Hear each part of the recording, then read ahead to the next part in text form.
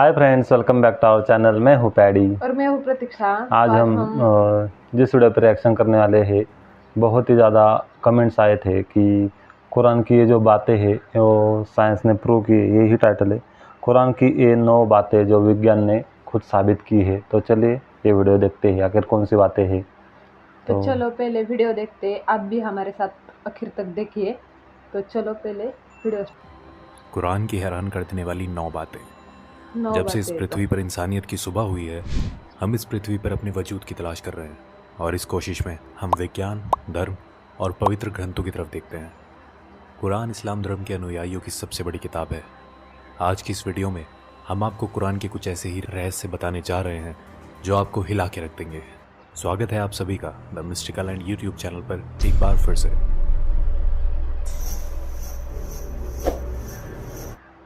Video शुरू करने से पहले ये जानना ज़रूरी है कि कुरान कोई साइंस की किताब नहीं है, मगर कुरान में कई साइंटिफिक और हिस्टोरिकल फैक्ट्स मिलते हैं जिनमें से कुछ बातों को समझने में तो हम सफल हुए हैं, लेकिन अभी भी कई ऐसी बातें कुरान में मिलती हैं जिन्हें हम आज तक समझने की कोशिश कर रहे हैं।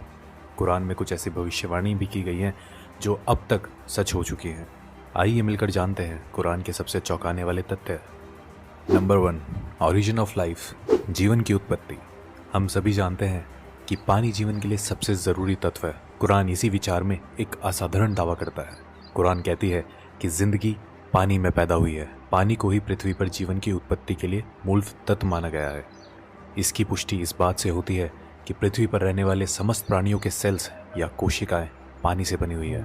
मिसाल के लिए किसी भी जंतु की कोशिकाएं या साइटोप्लाज्म 80% पानी होता है। फैक्ट ये है कि जीवित प्राणी ज़्यादातर पानी से ही बने होते हैं, और इसकी पुष्टि माइक्रोस्कोप के आविष्कार के बाद ही हो पाई है। अरब के रेगिस्तान में रहने वालों की ये सोच अपने आप में हैरान कर देने वाली है कि पृथ्वी पर जीवन पानी के कारण ही संभव है। नंबर 2, आयरन, लोहा। लोहा प्राकृतिक रूप से धरती पर पाई जाने वाली धातु नहीं है। ये धरती पर अंतरिक्ष से आया है। ये अपने आप में चौंकाने वाली बात है, मगर ये सच है। वैज्ञानिकों ने यह खोज लिया है कि अरबों साल पहले पृथ्वी की टक्कर उल्कापिंड से हुई थी। अद्भुत बात यह है कि ये उल्कापिंड लोहे से भरे हुए थे और पृथ्वी से टकराने के कारण जबरदस्त विस्फोट हुआ जिसमें ये फैल गए। कुरान का लोहे की उत्पत्ति पर 57-25 आयत में कहना है, हमने लोहे को नीचे धरती पर भेजा है समस्त मानव जाति के फायदे के लिए। लोहा धरती का नहीं मगर दूसरी दुनिया से आया है। इस बात की पुष्टि 7वीं शताब्दी के वैज्ञानिकों द्वारा करना नामुमकिन सा लगता है। Number 3, skies protection. आसमान हमारी हिफाजत करता है। पृथ्वी को सूर्य की हानिकारक किरणों से बचाने में आसमान एक बहुत ही महत्वपूर्ण रोल अदा करता है। अगर आसमान नहीं होता तो सूर्य की रेडिएशन पृथ्वी पर समस्त जीवन को जलाकर नष्ट कर चुकी होती। आसमान पृथ्वी के चारों ओर लिपटे हुए कंबल की तरह है जो पृथ्वी को जमाने वाली ठंड से भी बचाता है। आकाश के ऊपर का तापमान लगभग -270 डिग्री सेल्सियस होता है। आकाश पृथ्वी पर ग्रीन हाउस इफेक्ट पैदा कर यहाँ के जीवन को सूर्य की रेडिएशन और अंतरिक्ष की जमा देने वाली ठंड दोनों से ही बचाता है। ये आकाश के कुछ ऐसे काम हैं जो हमें प्रोटेक्ट करते हैं। कुरान हमसे आसमान को समझाने के लिए 21-32 आयत में कहती है कि हमने आसमान को तुम्हारे लिए एक हिफाजती छत बनाया है और तुम हमारे इशारों को नज़रअंदाज कर रहे हो। कुरान आसमान के हिफाजती इशारे को गॉड या अल्लाह द्वारा बनाया गया बताती है। आधुनिक विज्ञान द्वारा आकाश की पृथ्वी को प्रोटेक्ट करने की क्षमता 20वीं सदी में की गई रिसर्च से साबित होती है। नंबर 4, द माउंटेन्स, पहाड़। कुरान हमारा ध्यान पहाड़ों के बारे में एक बहुत ही खास पहलू की ओर खींचती है। क्या हमने दुनिया को आराम करने वाली जगह नहीं बनाया और पहाड़ों को धरती का खोटा नहीं बनाया? कुरान हमें बताती है कि पहाड़ों की जड़ें धरती में बहुत गहरी हैं, और असल में भी ऐसा ही है। पहाड़ धरती में काफ़ी गहरे तक गड़े हुए होते हैं। इसकी पुष्टि जियोफिजिस्ट फ्रैंक प्रेस द्वारा लिखी गई किताब अर्थ में उन्होंने लिखा है कि पहाड़ असल में खोटे की तरह होते हैं और धरती के काफ़ी नीचे तक दबे हुए होते हैं। माउंट एवरेस्ट, जिसकी ऊंचाई धरती की सतह से लगभग 9 किलोमीटर ऊपर है, उसकी धरती के नीचे की गहराई 125 किलोमीटर के करीब है, और इसका पता लगाना 20वीं सदी की शुरुआत में प्लेट टेक्टोनिक्स टेक्निक के आविष्कार के बाद ही संभव हो पाया है। नंबर 5, एक्सपेंडिंग द यूनिवर्स, ब्रह्मांड का विस्तार। जब खगोलीय विज्ञान अपनी शुरुआती दौर में थे, कुरान में ब्रह्मांड के फैलने का बयान किया गया। कुरान में 51-47 आयत में कहा गया है कि ब्रह्मांड को हमने ही अपनी सृजनात्मक शक्तियों से बनाया है और इसको हम बढ़ाते रहेंगे। ये तथ्य कि ब्रह्मांड निरंतर बढ़ रहा है, ये रहस्य हम पिछली सदी में ही जान पाए हैं। जाने माने फिजिस्ट स्टीफन हॉकिंस अपनी किताब a brief history of time में लिख गए हैं कि ब्रह्मांड को बढ़ाने की खोज 20वीं सदी की सबसे बड़ी भौतिक क्रांतियों में से एक है। चौंकाने वाली बात यह है कि कुरान में इस बात का जिक्र टेलीस्कोप की खोज से पहले ही हो चुका था। नंबर 6, सन्स ऑर्बिट, सूरज की कक्षा। 1512 में खगोलीय विज्ञानी निकोलस कॉपरनिकस ने सूर्य के बारे में अपनी राय पेश की।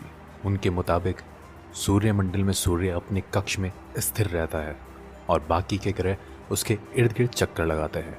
ये नज़रिया कि सूर्य स्थिर है 20वीं सदी तक तमाम खगोल वैज्ञानिकों में कायम था, लेकिन अब ये स्पष्ट रूप से एक वैज्ञानिक तथ्य है कि सूर्य स्थिर नहीं है, बल्कि वो हमारे मिल्की वे गैलेक्सी में मध्य में घूमता रहता है। कुरान में इस बात का जिक्र 21-33 आयत में आता है। वो जिसने रात दिन चांद सूरज बनाए वो अल्लाह ही है, और ये चांद सितारे सब अपने ही कक्ष में तैरते रहते हैं। 2 दशकों पहले तक कुरान को खगोल वैज्ञानिकों द्वारा गलत समझा जा रहा होता, लेकिन अब हम जानते हैं सूर्य से संबंधित कुरान का ये दावा आज का विज्ञान एकदम सच साबित करता है। नंबर 7, द ओशियन, समुद्र। कुरान 24-40 आयत में कल्पना का आधार बनाकर गहरी बातों को हम तक पहुंचाना चाहती है। इसमें लिखा है, गहरे समुद्र के अंधेरे जो लहरों से घिरे हुए हैं, लहरों के नीचे हैं, उसके ऊपर बादल हो और उसके ऊपर फिर अंधेरा हो, एक के ऊपर एक छाए हुए हो, इतने अंधेरे कि अपने हाथ भी आपको दिखाई ना दे, और जिसको अल्लाह रोशनी ना दे उसको कहीं भी रोशनी नहीं मिल सकती। आमतौर पर यह समझा जाता है कि लहरें समुद्र के ऊपरी सतह पर चलती हैं।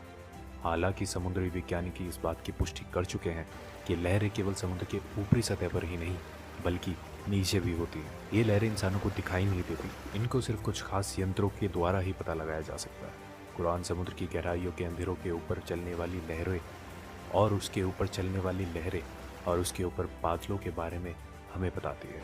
कुरान की ये बात सिर्फ इसलिए काबिल तारीफ नहीं है कि वो समुद्र की अंदरूनी लहरों के बारे में बात करती है, बल्कि इसलिए भी है कि ये समुद्र की गहराइयों के अंधेरों को भी बयां करती है। आज के टाइम में भी इंसान बिना ब्रीथिंग इक्विपमेंट यूज़ किए केवल 70 मीटर गहराइयों तक ही जा सकता है। वहाँ तक कुछ रोशनी ज़रूर होती है, मगर हम 1000 मीटर की बात करते हैं तो वहाँ घनघोर अंधेरा रहता है। कुछ 1400 साल पहले ये सब पता लगाना कैसे मुमकिन हुआ, ये अपने आप में रहस्य है। नंबर 8, लाइंग एंड मूवमेंट्स, झूठ और हमारी हरकतें। अबू जहील नाम का एक बहुत ही अत्याचारी निर्दयी शासक पैगंबर मोहम्मद के समय में हुआ था।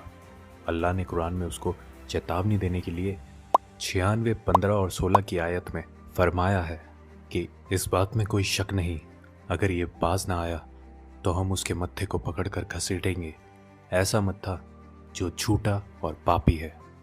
अल्लाह ने कुरान में उस शख्स को झूठा नहीं कहा, बल्कि उसके मत्थे को, जो कि दिमाग का अगला हिस्सा है, उसको झूठा और गुनहगार कहा है। यह आयत 2 वजह से बहुत खास है। पहली ये कि हमारे दिमाग के सामने वाला हिस्सा हमारी सोची समझी हरकतों का जिम्मेदार होता है। इसे फ्रंटल लोब के नाम से भी जाना जाता है। दूसरा ये फ्रंटल लोब ही दिमाग के झूठ बोलने वाले काम को कंट्रोल करता है। आज के दौर में की गई कई रिसर्चों में ये पाया गया है कि दिमाग के आगे वाला हिस्सा ही हमारी हरकतों और झूठ बोलने के लिए जिम्मेदार होता है। फ्रंटल लोब के ये फंक्शन 20वीं सदी में तमाम मेडिकल इक्विपमेंट्स आने के बाद ही हमें पता चले हैं, जबकि कुरान इस तरफ इशारे कब का कर चुका है। नंबर 9, पेन रिसेप्टर्स, दर्द को महसूस करने वाले टिश्यूज़। काफ़ी लंबे समय तक यही समझा जाता रहा है कि महसूस करना और दर्द का अंदाज़ा करने वाले टिश्यूज़ दिमाग में होते हैं। हालांकि ये बाद में खोजा गया कि दर्द को महसूस करने वाले टिश्यूज़ दिमाग में नहीं, हमारी खाल पर ही मौजूद होते हैं, और इनके बिना दर्द को महसूस नहीं किया जा सकता। इससे संबंधित कुरान की 456 आयत को गौर से देखें तो उसमें लिखा है, जिन लोगों ने हमारे खुलासों को झूठ समझा है, हम उन्हें आग में झुलसाएंगे। जब उनकी खाल जल जाएगी, हम उन्हें उसके बदले नई खाल देंगे, ताकि वो दर्द को निरंतर महसूस करते रहें। बेशक अल्लाह सर्वशक्तिमानी भी है और बुद्धिमान भी। कुरान ने इस बात को कई सौ साल पहले ही स्पष्ट कर दिया था कि दर्द को महसूस करने वाले टिश्यूज़ स्किन में ही होते हैं, ना कि दिमाग में।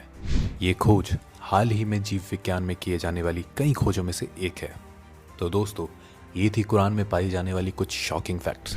ऐसे ही इंटरेस्टिंग वीडियो को लेकर हम समय समय पर आते रहते हैं। जुड़े रहें हमारे साथ, सब्सक्राइब करें the mystical and YouTube channel को। आज के लिए इतना ही, अब हमें इजाज़त दीजिए। आपका बहुत बहुत So So guys, so guys ये 1400 साल पहले जो कुरान में बातें लिखी गई थी, वो साइंस ने ये 9 बातें बताई सिर्फ। ऐसे बहुत सारी बातें हैं जो साइंस ने प्रूव की है।